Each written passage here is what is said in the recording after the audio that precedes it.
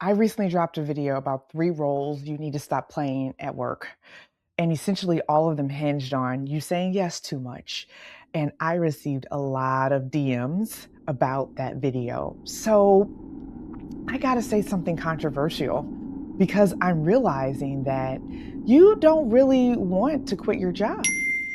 What you want is to stop feeling like this inside your job because this is what some of the DMs said. It says, I'm seriously contemplating quitting my job, but I don't know where to start. I fantasize about being let go because I don't know how to get off this roller coaster. And this is tough. Let me tell you, this isn't clarity talking. This is exhaustion talking. And it's really hard to reconcile because you work so hard for this role. You work so hard for this position. You don't want to leave your career. You want relief from how you're experiencing it. Before we go further, if you've been in this space of should I stay or should I go, I want you to test something first. I created a 7-day challenge to help you lead differently inside your current role without a drastic decision from a drained place. We start small, 7 days, small habits, small shifts. So I've been exactly where you are, successful on paper, exhausted in reality, and quietly asking myself, can I really do this for another 5 years? Let's talk about the moment because there's always a moment, right? For me, it wasn't some drastic breakdown.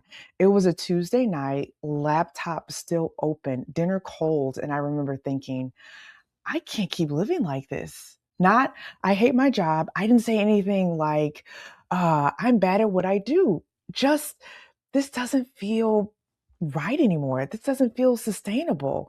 And that's what I see over and over again in the workshops that I host.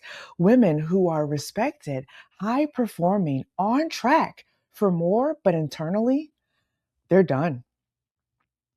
Here's what's actually happening. When your brain is overwhelmed, it looks for the fastest way to reduce pressure. Come on, you know what I'm talking about because the fastest way is typically to escape the environment. So your brain says, maybe I'll quit. Maybe I need something totally different. Maybe this just isn't for me. But there's a problem. That thought feels like clarity, but it's not. It's relief seeking. And if you've already had that thought recently, don't worry, you're in good company. Drop the word reset in the comments because this is us seeing each other so that way we can encourage each other and build an awareness around how you're feeling. Because when I felt that way, I had no language. I just knew something felt off and I had no clue what to do. The pattern that most women miss, now this is the part that changed everything for me, is I started noticing something. The women who quit, they weren't necessarily burned out. They were just exhausted in a different environment because they took those same patterns with them from the old job to the new job. They were over functioning, over delivering, taking on way too much responsibility.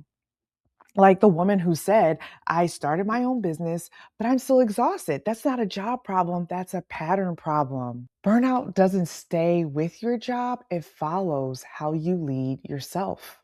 Let's name what you actually want because it's usually not quit. It's to log off without guilt. It's to make decisions without spiraling. It's to stop carrying everything. It's to feel like yourself again. Do you see how we're labeling? We're identifying what we truly want. And yes, we want relief, but we need relief that gets us those things.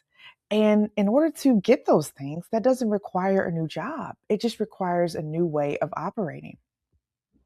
So before you make a big decision, I want you to test this. Stop over carrying. Yeah, I want you to ask, am I holding what's actually mine? I want you to reduce that invisible work, the emotional labor, the cleanup, the fixing things that no one asked you to fix. I want you to change how you decide. Instead of, should I quit? Ask yourself, what would make this role feel more sustainable for me? Is it less deadlines? Is it a bigger team? Is it clearer communication? We need to start labeling these things because just quitting and starting afresh doesn't help. In my next video, I'm going to break down why so many high performing women feel confused about their careers when they're actually just mentally depleted, because those two things, they get mixed up all the time. I actually had a client, she was director level. She came to me saying, I think I just need to leave. But when we unpacked it, she didn't want to leave. She wanted clearer boundaries. She wanted less noise. She wanted more control over her time. So instead of us changing her job, we changed how she led inside of it, and everything shifted. Instead of micromanaging, we gave her team some responsibility. Instead of always having an open door policy, we actually designated 2 days a month for people to come in with questions. And guess what? If they had an urgent question, she encouraged them to wait until that open door date, which in turn encouraged them to either figure it out, be resourceful, or pivot completely. So here's the truth. You don't actually want to quit your job. You want to stop feeling like you're losing yourself inside of it. And if that's you, I don't want you to make a decision from a depleted space, because that doesn't lead to clarity or even change. I want you to test a different way of leading yourself. Start with my 7-day mini challenge. Pick one day, interrupt one pattern, and see what changes. And I want to hear from you. What part of your job feels unsustainable right now? Drop it in the comments. Let's start labeling it. Is it the need for boundaries? Is it the changing priorities, right? We need to begin to label them so that way you can identify the pattern and begin to shift and making an informed decision instead of one from depletion or one that's reactionary. You can lead yourself differently. You just have to choose. And today, you're going to choose.